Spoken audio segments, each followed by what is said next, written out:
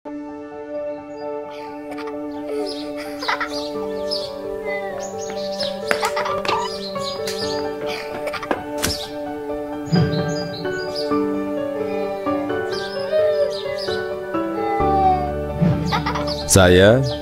Joko Widodo. Ini adalah kisah masa muda saya sewaktu memulai perjalanan hidup. Ini saya waktu kecil. Saya berasal dari kota Solo, Jawa Tengah. Saya anak sulung dari 4 bersaudara. 3 adik saya semuanya perempuan. Saya berasal dari keluarga biasa.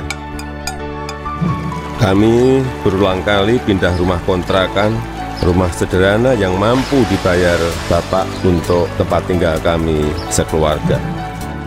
Bapak berjuang untuk hidup kami dengan berjualan bambu dan kayu di pasar. Ibu sangat gigih membantu Bapak. Setelah selesai masak dan membereskan rumah, ia segera pergi ke lapak dagang Bapak untuk membantu mengikat bambu dan kayu.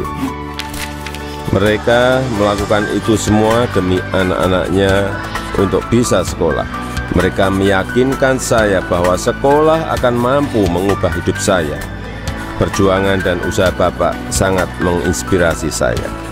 Usaha Bapak berjalan baik, dagangan makin laku, dan saya tahu Ibu mulai punya uang. Saya pun mulai nakal waktu itu. Saya sering iseng memanggil pedagang makanan apa saja yang lewat dekat rumah, tukang siomay, tukang bakso, tukang jajanan pasar. Ibu pun terpaksa membayar apapun yang saya pesan.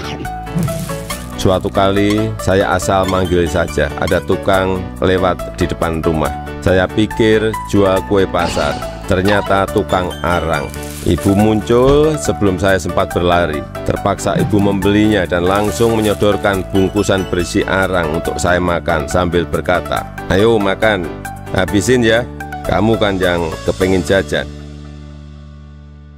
Suatu hari kami kena gusur pemerintah daerah karena daerah rumah kami akan dibangun fasilitas kota. Kami sekeluarga terusir begitu saja tanpa ada perhatian di mana kami akan tinggal. Kejadian ini membuat kami sekeluarga sangat terpukul. Kami terpaksa menumpang di rumah paman. Keadaan yang sulit membuat kami sekeluarga gigih berjuang lebih keras. Bapak menjadi sopir angkutan umum. Setelah sekolah, saya membantu ibu berjualan di pasar meneruskan usaha Bapak. Kami sekeluarga menjalani hidup tanpa mengeluh dan saling mengalirkan energi positif. Bersama-sama kami berjuang untuk tidak lagi menumpang. Kerja keras tidak pernah sia-sia. Bapak bisa membuka bengkel usaha kayu. Setelah beberapa tahun, akhirnya uang bisa terkumpul untuk membeli rumah sederhana. Tahun 1980, akhirnya saya memutuskan untuk kuliah di jurusan Teknologi Kayu, Kehutanan UGM. Saya memilih jurusan tersebut agar saya dapat belajar lebih mendalam tentang perkayuan.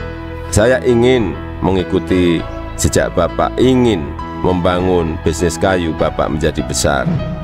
Ini saya gondrong waktu kuliah, dan saya suka banget dengerin musik cadas dari Nazareth, Queen, Metallica, Judas Priest, Guns N' Roses. Saya juga hobi banget naik gunung, Gunung Lawu, Gunung Merapi, Gunung Merbabu, Gunung Kerinci, sudah saya daki. Menginjak masa penulisan skripsi di dekat akhir kuliah, saya sudah agak kalem. Akan menginjak dunia kerja, saya memutuskan untuk lebih serius. Saya bertemu dengan gadis bernama Iriana. Dia teman adik saya yang sering main ke rumah. Pertama curi-curi pandang, lama-lama jadi jatuh cinta. Iriana orangnya sederhana, dan itu yang saya suka. Pacaran waktu itu berat di ongkos tapi ringan di hati. Saya naik bus penuh sesak, bolak-balik Jogja Solo demi bertemu Iriana.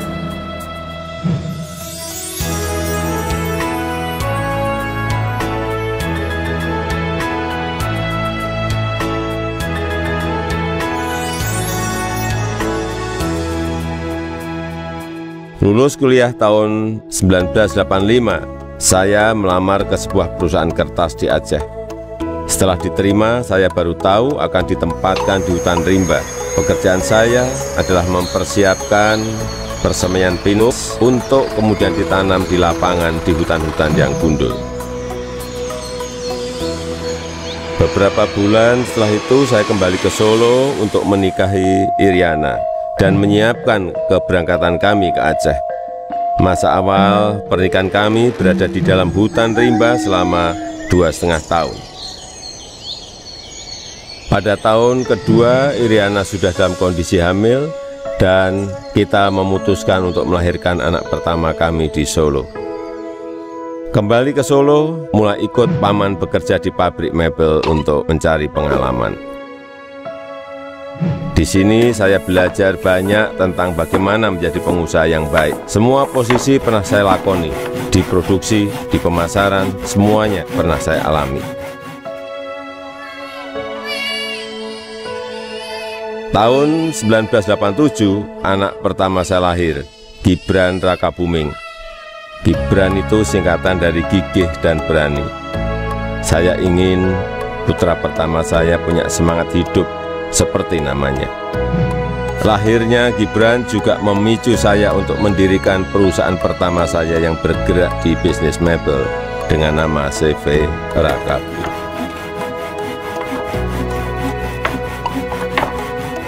Tapi ternyata menjadi pengusaha bukanlah sesuatu yang mudah. Saya pernah habis ditipu. Barang sudah dikirim tapi tidak dibayar. Lalu orangnya menghilang. Kalau kita jatuh ya harus bangkit lagi. Tidak lama setelah itu saya mendapatkan pinjaman modal usaha. Dengan semangat untuk bangkit dan berkembang, saya bergerak cepat untuk mencari pesanan sampai luar negeri dengan cara ikut pameran-pameran mebel. Hasil usaha saya mulai terlihat, kantor tidak pernah sepi dari kunjungan pembeli. Di sini saya bertemu dengan pembeli dari Prancis bernama Bernard Jean. Dia yang memberi sebutan Jokowi untuk saya, untuk membedakan Joko Widodo dengan Joko-Joko lainnya yang banyak beliau kenal. Sejak saat itu, orang-orang lingkungan pengusaha mebel mulai memanggil saya Jokowi. Dua anak saya lahir setelah keadaan ekonomi keluarga membaik. Kahiyang Ayu dan Kaisang Pangarep. Saya ingin anak-anak saya mengenal sekolah kehidupan yang dilandasi perjuangan untuk mandiri, supaya mereka semua mampu membangun kehidupan yang kukuh. Keluarga adalah sumber kekuatan terbesar bagi saya. Saya yakin yang saya alami waktu muda sedang kalian alami sekarang. Tidak ada Jokowi hari ini jika tidak ada sejarah susah hidup saya. Teruslah berjuang mewujudkan mimpi-mimpi kalian. Mari kita terus bangun Indonesia maju.